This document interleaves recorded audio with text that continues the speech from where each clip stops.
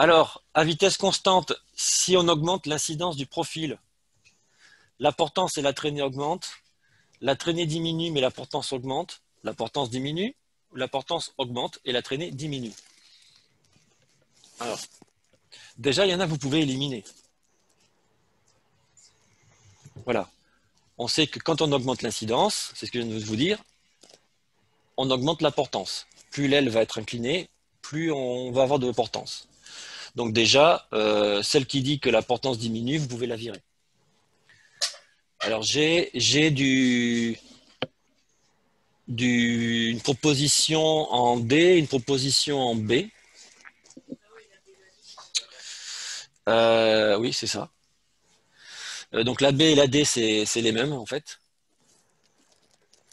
Donc déjà, ça donne un indice, puisque comme je vous dis qu'il peut y avoir qu'une seule réponse possible. Alors, d'après vous. Alors pourquoi c'est là? Alors, ouais, certes. Moi, je veux avoir l'explication physique. Eh ben, en fait, portance et traînée évoluent toujours de la même façon. Si, puisque les deux, que ce soit la portance et la traînée, ce sont deux forces qui résultent du phénomène physique de l'écoulement de l'air sur l'aile. Donc ça évolue pareil.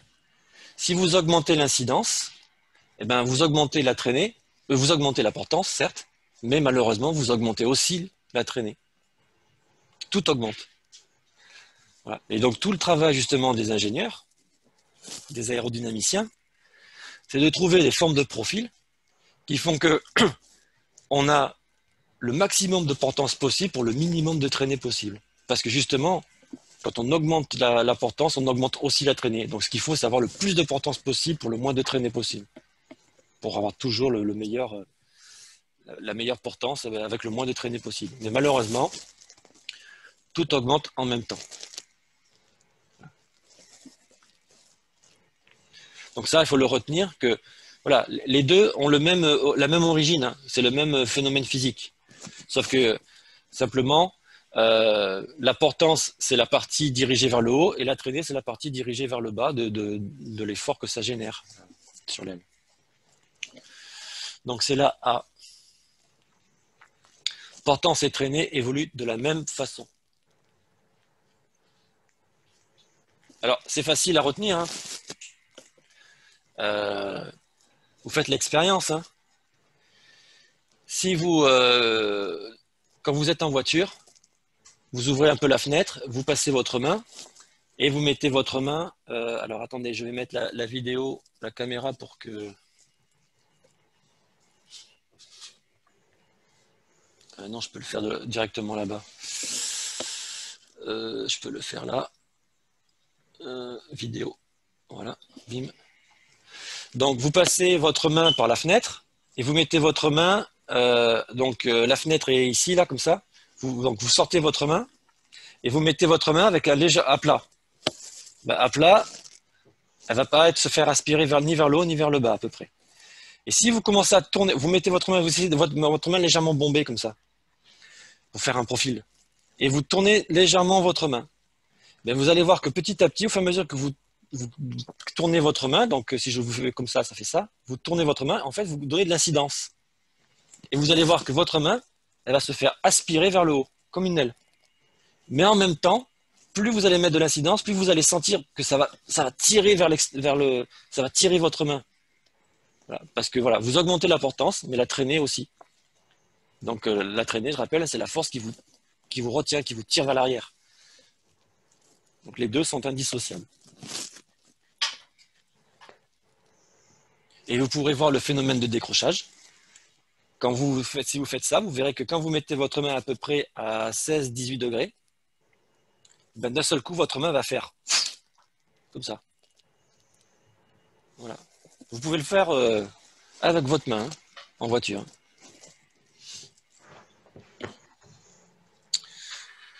Hop, alors je recoupe la vidéo parce que je sais qu'ici le flux il n'est pas terrible, donc je préfère économiser. 7. Un planeur vole en air calme alors pareil, voilà, écriture scientifique, bon, à 144 km/h. Donc j'ai un planeur, je vole à 144 km/h. Et il a son variomètre. Alors, son variomètre, ça on le verra quand on fera le cours sur le connaissance des avions et des engins spatiaux. On verra les différents instruments. Le variomètre dans un avion, donc je vous le dis du coup parce qu'on ne l'a pas encore vu, c'est l'instrument en fait qui vous donne la vitesse verticale de l'avion pour savoir si on est en train de descendre ou de monter et à quelle vitesse. Et donc, il a un variomètre qui lui dit qu'il est à 0,8 mètres par seconde. Donc ça veut dire qu'il a une vitesse verticale de 0,8 mètres par seconde. Ok. Sa finesse, du coup, elle est égale à combien? À 50, à 180, à 10 ou à 0,02. Vous vous rappelez ce que c'est la finesse? C'est le rapport entre la distance que je peux parcourir à l'horizontale par rapport à la hauteur que je perds ou que je gagne d'ailleurs. Donc c'est le rapport entre la distance que je peux parcourir par rapport à la distance que je perds. Ça revient aussi à faire le rapport entre ma vitesse à l'horizontale par rapport à ma vitesse verticale. Ça revient strictement à la même chose. Donc là, il faudrait faire le calcul de faire la vitesse horizontale divisée par la vitesse verticale. Sauf que là, le piège, c'est que ce n'est pas les mêmes unités. Puisqu'on a la vitesse horizontale qui est en km/h et la vitesse, voilà, et la vitesse verticale qui est en mètres par seconde. Donc il faudrait convertir soit l'une, soit l'autre en km/h ou en mètres par seconde et ensuite faire la division. C'est le genre de question où je perds les troisièmes en général. Mais on va la faire quand même. Ouais, c'est vrai. On va le faire quand même. Alors, on va le mettre par exemple tout allez, en km/h. Ou non, en mètres par seconde, ça sera plus simple. Alors, 144 km/h, km par heure. Déjà, je vais le mettre en mètres par heure. On va commencer par changer les mètres. 1 km, c'est combien de mètres? 1000. Donc là, ça fait 144 000 mètres par heure. Ok. Et ensuite, en 1 heure, j'ai combien de secondes?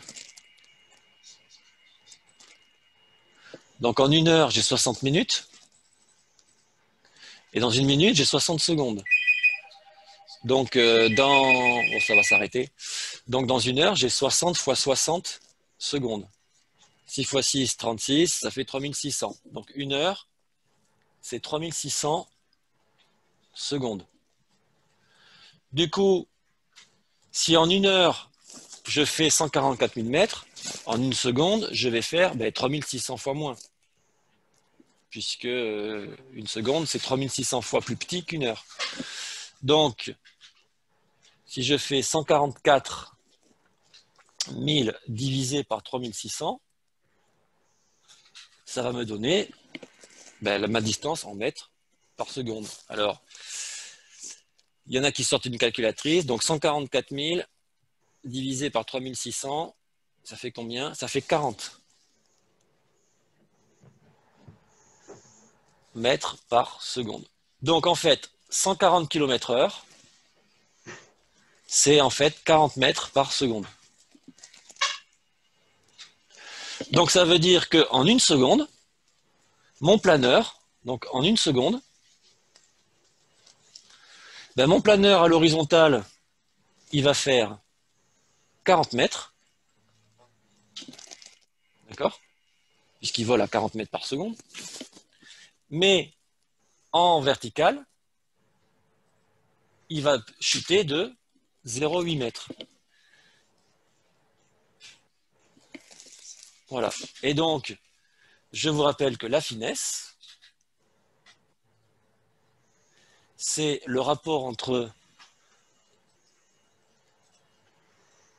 j'ai appelé ça H, c'est le rapport entre la distance que je peux parcourir à l'horizontale, donc que j'ai appelé D ici, par rapport à l'altitude que je perds, que j'ai appelé ici H. Donc, ça fait 40 divisé par 0,8, ce qui doit faire à peu près 50. Voilà. Bon, ça, c'est pas forcément évident. Ça, c'est les genres de questions pour les troisième, quatrième. Ça, c'est pour départager les gagnants, quoi. Voilà. Est-ce que ça, mon explication est à peu près claire? Ouais, c'est bon. Le piège ici, en fait, c'est d'oublier de faire le. C'est-à-dire que si vous vous rappelez que c'est la distance parcourue par rapport à la distance qu'on perd, à la hauteur qu'on perd, le piège ici, c'est d'oublier de faire, de voir que c'est pas les mêmes unités et que donc il faut faire les bonnes unités. Surtout que je suis sûr qu'il y a un piège. Si vous faites 144 divisé par 0,8, ça doit faire 180. Non? Donc en fait, si vous vous trompez d'unité, vous trouvez quand même une des bonnes réponses, enfin une des réponses qui est dans la liste. C'est ça, voilà. Donc en plus, on vous aide à vous tromper. Ok. Donc j'efface. Donc c'est 50. Ensuite, la vitesse de décrochage d'un avion, elle augmente quand la quantité de carburant dans les réservoirs diminue, quand le facteur de charge diminue, quand la masse de l'avion diminue, quand le facteur de charge augmente. Alors rappelez-vous, c'est quoi le facteur de charge? Vous vous rappelez?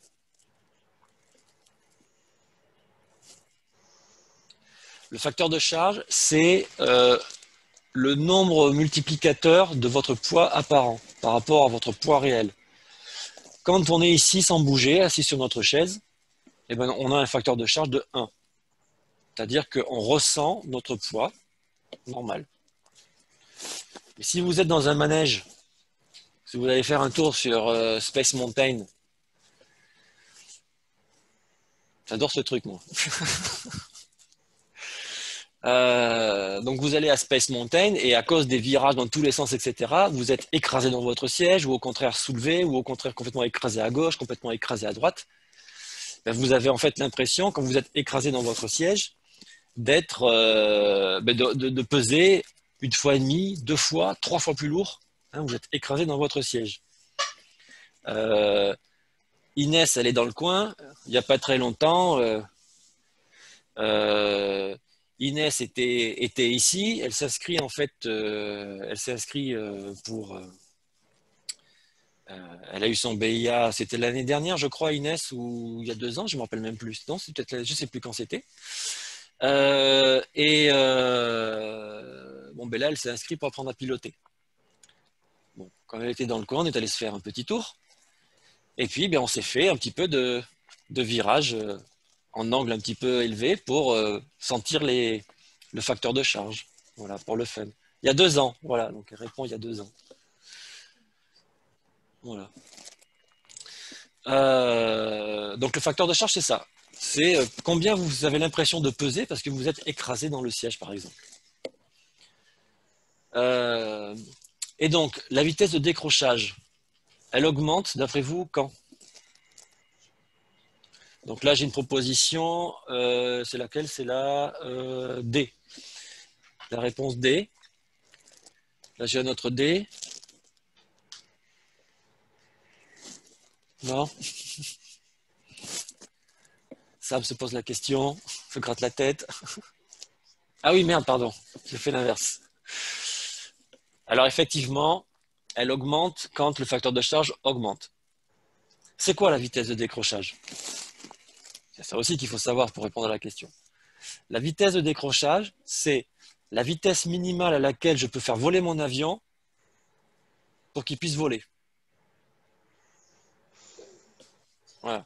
Si je descends en dessous de cette vitesse, pourquoi? Parce que on a vu que la portance, quand je veux gagner de la portance, alors là, il faut se rappeler, je fais vite fait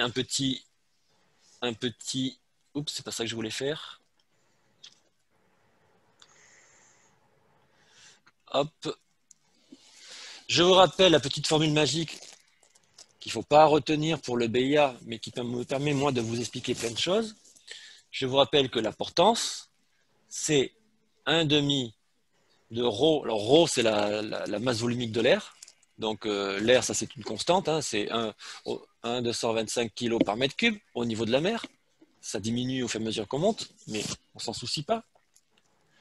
Fois la vitesse au carré, fois la surface de l'aile, fois le coefficient de portance qu'on va appeler Cz, qui lui-même dépend de l'incidence de l'aile, alpha.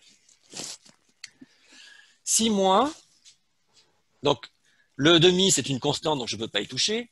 Rho c'est la densité, c'est la masse volumique de l'air, je ne peux pas y toucher, je n'ai pas la main dessus, c'est une constante, on va considérer que c'est une constante. Et puis la surface de l'aile, elle est scalée, c'est une constante, donc je ne peux pas agir dessus. Les seules choses sur lesquelles je peux agir, c'est la vitesse de l'avion et l'incidence de l'aile, c'est-à-dire agir sur le coefficient de portance. C'est la seule chose sur quoi je peux agir, moi, pour faire varier la portance de mon avion, de l'aile de mon avion. Et donc, qu'est-ce qui va se passer? Si je réduis la vitesse de mon avion, je suis en train de voler à plat. Je vole à plat. Pour voler à plat, il faut que la portance de mon avion, de l'aile, pardon, soit pile poil égale au poids. Il faut que les deux soient égales. Et là, mon avion, il vole à plat. Le poids, il est ce qu'il est aussi, il ne bouge pas. Bon, oui, il bouge un peu avec la consommation de carburant, mais hein, si je regarde de 5 minutes de temps, ce n'est pas quelques gouttes de carburant qui vont changer beaucoup le poids de l'avion. Donc, si jamais je diminue ma vitesse,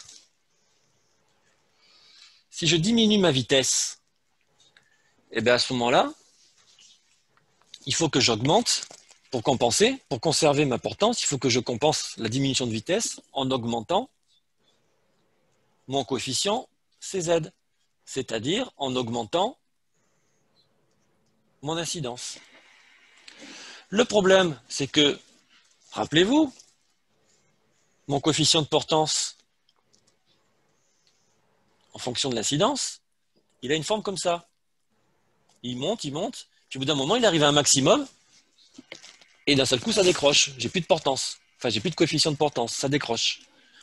Et ça correspond ici à peu près dans les avions, à peu près à 16 degrés d'incidence.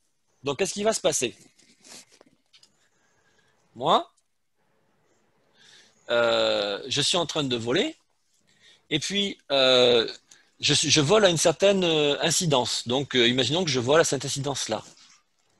Donc, j'ai un certain coefficient, Cz, donc j'ai une certaine portance. Si jamais je fais une ressource, ça veut dire tirer fort sur le manche d'un seul coup. Mon poids apparent, mon facteur de charge va augmenter. C'est-à-dire je vais avoir l'impression de me faire écraser dans le siège parce que je fais un mouvement brusque vers le haut. Ça veut dire que d'un seul coup, mon poids va augmenter, mon poids apparent, il va augmenter. Donc, si je veux que mon avion vole toujours, eh ben, il faut que, ici, la portance, elle compense et qu'elle augmente. Et donc, pour qu'elle augmente, alors que moi, je suis dans une certaine attitude, eh ben, il faut que soit j'augmente l'incidence, soit j'augmente la vitesse. Mais le problème, c'est que, du coup, ça veut dire quoi? Ça veut dire que, quand je suis obligé d'augmenter l'incidence, eh ben, je me rapproche de plus en plus du risque de décrochage. Et donc, à un moment donné, je ne peux pas indéfiniment augmenter mon coefficient de mon incidence, parce que sinon je décroche. Donc ça veut dire que à un moment donné, je suis plafonné à cause du risque de décrochage à cause de l'incidence. Et donc forcément, ça veut dire quoi? Ça veut dire que je suis obligé de maintenir une certaine vitesse plus élevée pour compenser. Parce que je peux plus, à un moment donné, je ne peux plus augmenter mon incidence, sinon je risque de décrocher. Donc, comme je ne peux plus augmenter mon incidence, sinon je risque de décrocher, eh ben, j'ai plus que la vitesse pour pouvoir avoir de la portance. Donc, je suis obligé d'augmenter aussi ma vitesse au bout d'un moment. Et donc, voilà, ma vitesse de décrochage, du coup, elle augmente. C'est-à-dire que la vitesse minimale qu'il me faut pour faire voler mon avion, elle augmente si mon facteur de charge augmente. OK?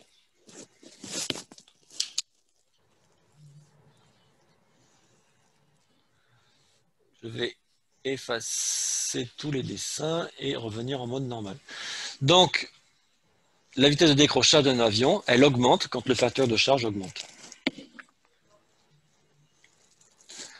Alors, si vous n'avez pas bien retenu les explications que je viens de vous dire, retenez simplement que eh ben, plus mon facteur de charge augmente, plus le poids de mon avion qu'il faut que je compense, il est élevé.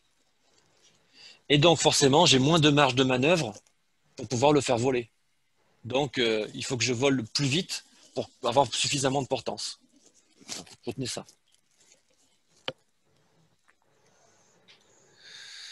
Lors d'une ressource, bon ben là, je vais donner la réponse dans les explications. Lors d'une ressource, donc une ressource, c'est par exemple, je vole à plat, puis d'un seul coup, je tire sur le manche pour monter. Et donc, je me fais écraser dans mon siège. Et je viens de donner la réponse. Lors d'une ressource, le facteur de charge, il augmente, il diminue et la vitesse de décrochage augmente, il reste constant, il diminue ainsi que la vitesse de décrochage.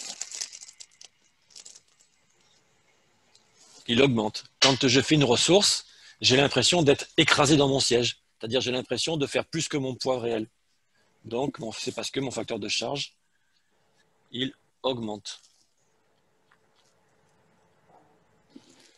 L'allongement d'une aile. C'est quoi? Est-ce que vous vous rappelez l'allongement d'une aile? C'est le rapport entre son envergure et la corde moyenne, le rapport entre la corde moyenne sur l'envergure, donc l'inverse. Il est fonction de l'épaisseur du profil. Et l'allongement d'une aile est faible sur les planeurs.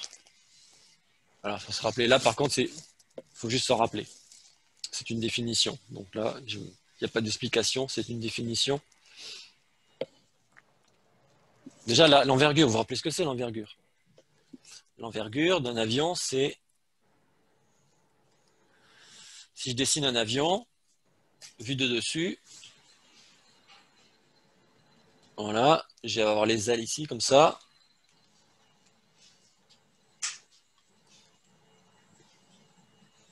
Voilà. L'envergure, c'est cette distance-là.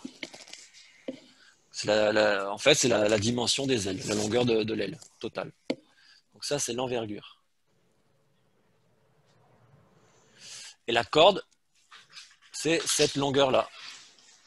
Voilà. Entre le bord d'attaque et le bord de fuite. Donc la corde moyenne, c'est parce que les ailes, elles ne sont pas forcément rectangulaires. Donc la corde, elle n'est pas forcément constante le long de l'aile. Donc on peut avoir, si la corde n'est pas constante, on peut aussi parler de la corde moyenne. Alors maintenant, rappelez-vous, est-ce que vous vous rappelez ce qu'est l'allongement de l'aile?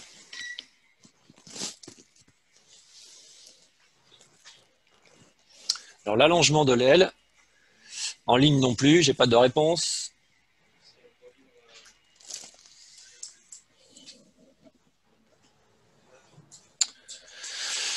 Alors je vais vous donner la réponse. L'allongement, c'est le rapport de l'envergure par rapport à la corde. Donc en fait, c'est envergure sur corde. C'est la A.